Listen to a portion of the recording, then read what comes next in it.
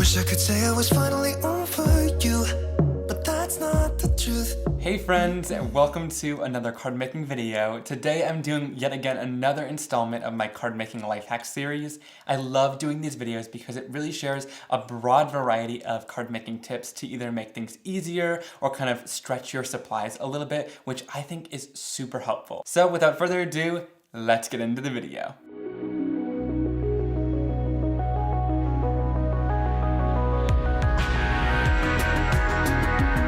Recently, there's been a big trend to create lots of slimline cards and make products for slimline cards, which I think is super awesome, and I love that kind of longer size to change up the way that I'm creating.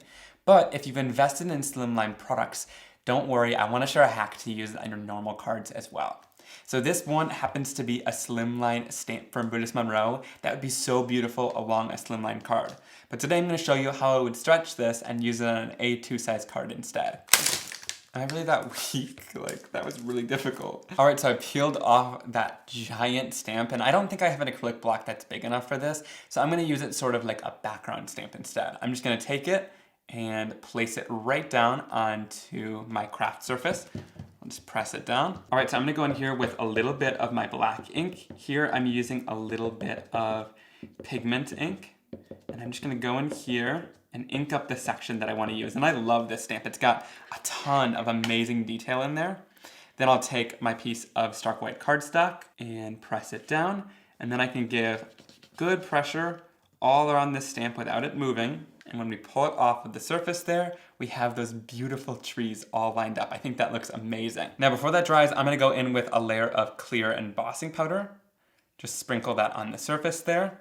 And then I'll go in with my heat tool and heat set that until it's nice and clear and shiny. All right, once that image is all stamped down, I wanna go in and mask this out. So I'm going to pull out the long die that cuts out these trees, and I'm gonna use a little bit of my mint masking tape. I'm gonna take a long strip of this masking tape. This is the 4-inch mint tape, and I've had such luck with this tape for masking. It's been really amazing. So then I'll take my long die here and place it down. And I have the platinum, so this is quite a long plate here, and then I'll run this through my die cutting machine. Welcome to yet another segment of me awkwardly die cutting in my background. I'll just run this right through. All right, so once that's all cut out, we can peel off the backer. And I'll actually save this for a little bit later. You're gonna want it. So I'm just gonna set that off to the side. And then we have this section, which is going to mask off the trees that we've already stamped, which is really awesome. Look how easy that was to create a mask. All right, so I found the section that the trees are at, and I'm just going to line it up and mask it off. So I'm just going to place it down, and there's gonna be a little bit of a white border all the way around the image. All right, so I'll place this down again. Here we're gonna use the opposite side, so I'll go in with my black ink again. And the reason I'm using pigment ink here is just because I want it to stamp perfectly, and I don't want it to dry in between the time that I am going to stamp it down.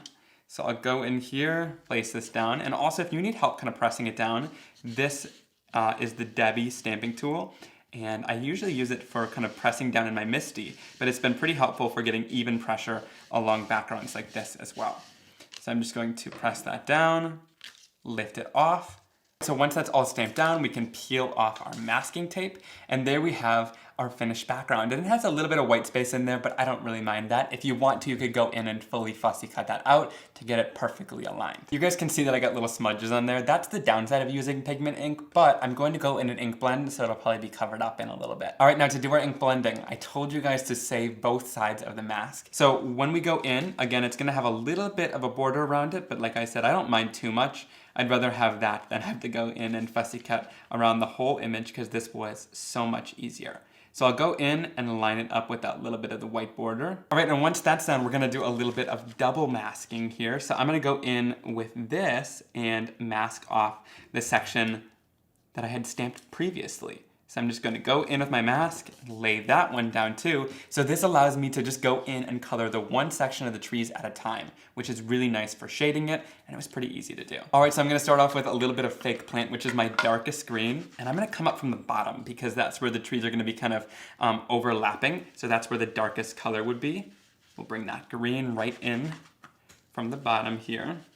Just gonna cover up any smudges that we have too. The ink is a translucent dye-based ink, so you can layer the color, and the more layers you put on, the darker the color is gonna be. So that provides a nice depth and dimension. And then to blend it out, we'll use a little bit of Overzealous at the top here and bring that down into the trees. So that'll kind of blend it together really nicely and start off with a nice bright and vibrant color there to move into that transition fake plant, which is a lot darker. All right, then I'm going to peel off that bottom mask there, and that's gonna leave those trees uncolored. I'll peel off this top mask as well. This is why I really love this mint tape, because I can peel it off pretty smoothly and not have to worry about anything of paper ripping or coming along with it. And then I'll go in and use this mask to mask off the section that already has ink on it. So I'll go in here and add that right down on top of it. Now masks work a little bit worse on top of ink because the ink isn't completely dry, even though it's kind of sunk into the surface.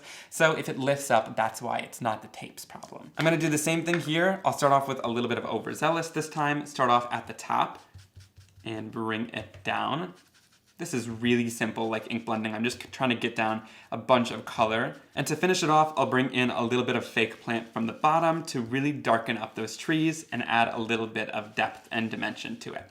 I really like kind of going in and shading down these colors really simply and easily. And once that's done, I can go in, lift it off, and you can see by masking those two sections off, you get two different tones, and it's not all blended together, which I really like that it kind of separates it out like that. Now to color the sky, I'm gonna go in with my mask again here. This is the same one we've been using over and over, and I'm just going to take this, line it up with the trees that we stamped, and you can really see it clearly because that green is already there with the little bit of the border that we added, and stick it down on top. All right, then I can start going into the sky there, and this is not my best blending ever, mainly because, like I said, it doesn't stick as well to the ink that we've already applied down. So we're gonna wanna go in kind of an upward swiping motion, and I'm just trying to add as much color as I can to create this nighttime sky. And the really cool part about my inks is even though there's a couple harsh marks here, this cardstock, which is the stark white cardstock, allows it to move a little bit more. And also my inks are really forgiving, so I find that they can kind of blend out as you add more colors over top and more layers of ink.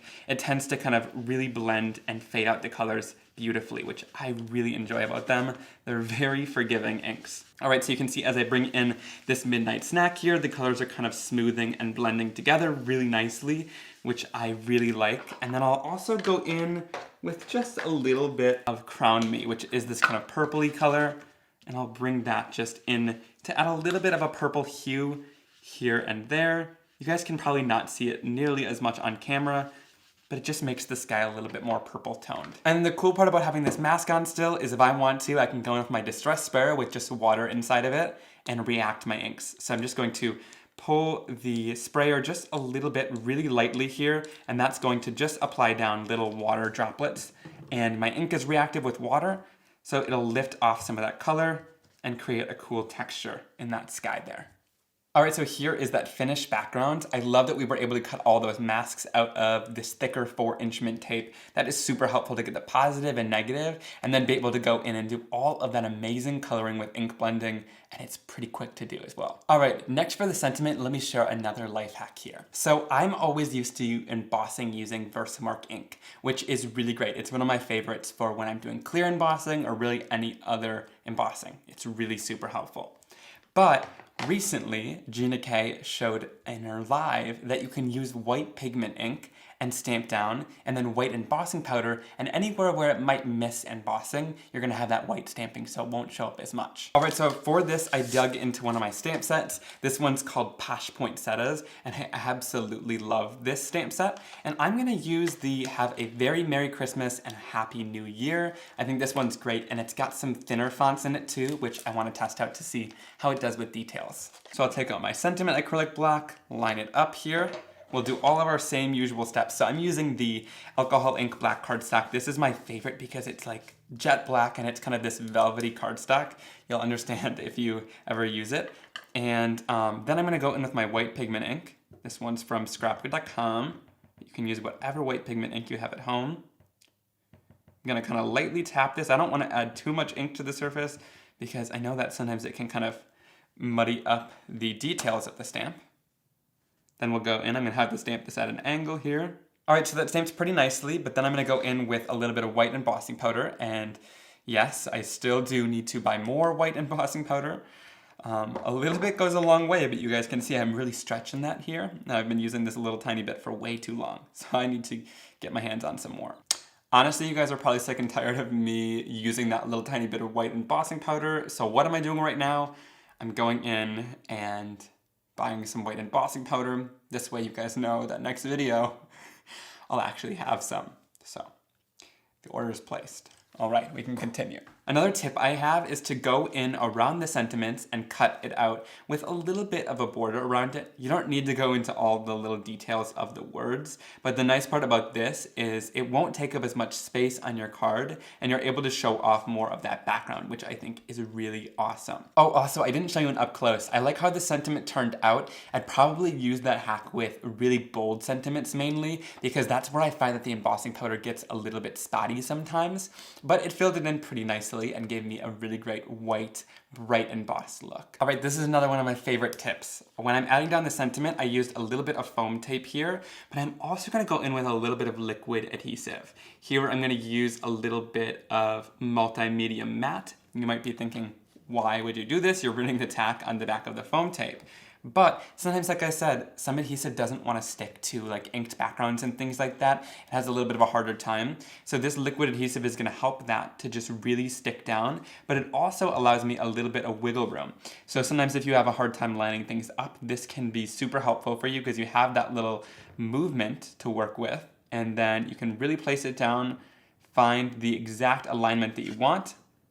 And I think that looks pretty good. And then it'll dry and it'll be really nice and strong once it's all dry, which I think is helpful. All right, to finish it off, I just added a couple little gems up in the sky as little stars as well. And I really love how this card turned out. Like I said, the masking was super easy, and that sentiment with the white embossing was a really great tip if your embossing powder sometimes gets a little bit spotty. One thing that I think is really underlooked is the MISTI and its capabilities. So I'm gonna bring out my MISTI stamping tool here. I really love this. And I've actually taped down the mat in this so that it's a little bit more stable, and that'll come in handy in a second. I've shared it in a life hacks video and I'll link to it up there. And I'm gonna use kind of a stamp layering set. Here I'm gonna use the poinsettia from the Posh Poinsettas set. Then I can go in and add down my image where I'd want it on my card.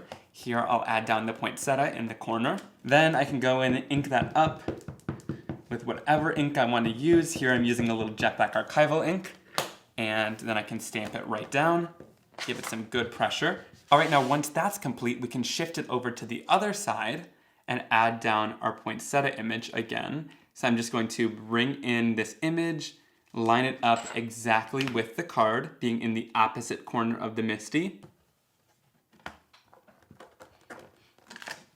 And then if we want to, we can also take this, rotate it one more time. I'm gonna place it up and line it up with the top end of this mat here. It's not as easy to align, but it's definitely pretty easy to do if you have one MISTI on hand. And then we'll line up both leaves there and press that down. I know what you guys are saying, Simon, what the heck, what did that even help solve? But here's what it solved. If you have to make a bunch of Christmas cards, now we have all of our images aligned, right? The hard work is all done, and now we can just quickly stamp them down. So I flipped my MISTI now. I can go in with a little bit of bee sting, and you don't have to do this, but if you want to add a little bit of shading, I'm gonna go in with just a bit of Game Over on one side of the flower to add a little bit of darker color. And we will spray that down and stamp it down. Once again, you don't have to spray it, but I just like that kind of watercolor look. Then I'm gonna go in and wipe this off. It's pretty important to wipe off the stamp just in case if the stamp would stamp on the opposite side. Then I can take my cardstock, flip it, so that it's in the exact same position to line up with the leaves. Then I can ink this up with a little bit of overzealous on this side. And again, if we want to, we can go in with a little bit of fake plant, which is my darker green, and that's gonna add just a little bit of shading to this. We'll spray it down and stamp those leaves down.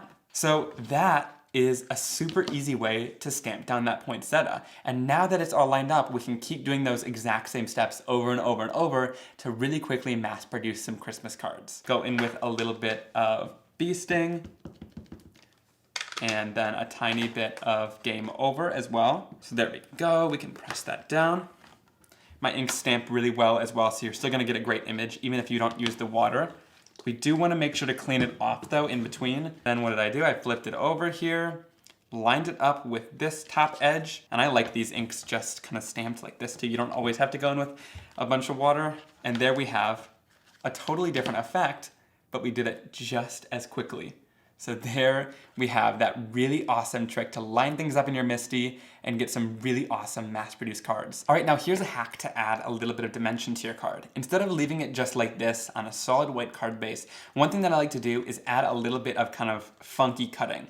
And if you don't want to cut out this whole image and have just that by itself, one thing that I really love to do is you can go in and cut a straight line kind of towards that flower. You can do this on a paper trimmer too, if you want it to be perfectly straight. And then we'll go in on the opposite edge, and I'll do it kind of at the top of this leaf here. We'll go in and cut right to that flower as well. And then after that, we can go in and do our fussy cutting on the top edge. So I'm just gonna go in here. I'm using my Fiskars Spring Assist scissors. If you guys have watched the channel before, you know that I love these scissors because they spring back out at you, so they're really easy to get into all those details without your hand getting tired. And then I can go in and cut that top edge out, and I just leave a little bit of a white border around it so that it still stands out against whatever color we add it to. All right, so there we have a more kind of dynamic and interesting cut for our card. Instead of just fully cutting out the image, we kind of have a more grounding place for the bottom of the card. All right, now to create kind of a Christmas looking background, I'm using the classic flannel background stamp from Simon Hurley Create. I haven't used this one in a while, but I absolutely love kind of the Christmas effect that it gives. So I'm gonna go in and stamp it down using a little bit of my fake plant ink. This color is gonna go really well for kind of a tone-on-tone look on our cardstock. All right, so I've sprayed it just a little bit with some water, and then we'll go in with our card base and press that down. And again, I'm gonna go in with this little Debbie tool to add some pressure all the way around. I find this should just be so easy to do because you can bring it to all the corners to make sure that everything is evenly stamped. And when I pull that off, we get this really great plaid background. All right, and then I'm just gonna place this down on the bottom of the card there with a little bit of foam tape to adhere it together. And there we have our card. Now we just need to finish it off with a sentiment. All right, now let me show you guys how to make a really easy sentiment banner with no dies. So I'm gonna go in, I've already stamped down a sentiment from that same stamp set that says Happy Holidays from our home to yours. And I'm gonna start off just by cutting the other section of my strip off. And this gives me an equal section that I can cut in half.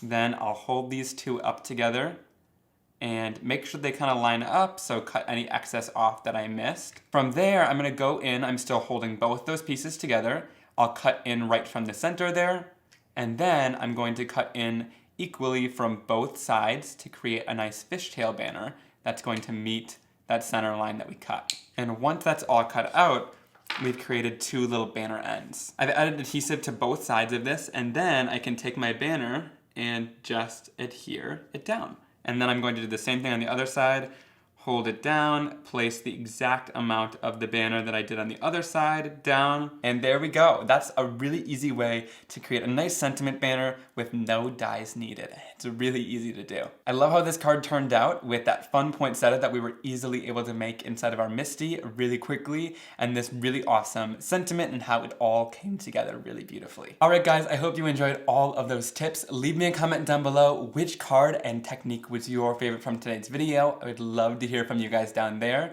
Give this video a big thumbs up if you enjoyed it. Click that subscribe button down below so you never miss another card making video like this one, and I'll see you guys very soon in the next one. Have a great day. Bye.